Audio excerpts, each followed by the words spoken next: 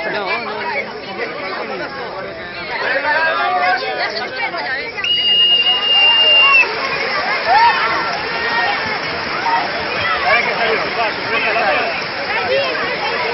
Ahora se tropezó con Alicia.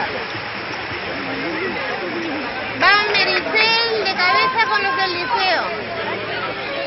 Por el rollo verde, más que nada.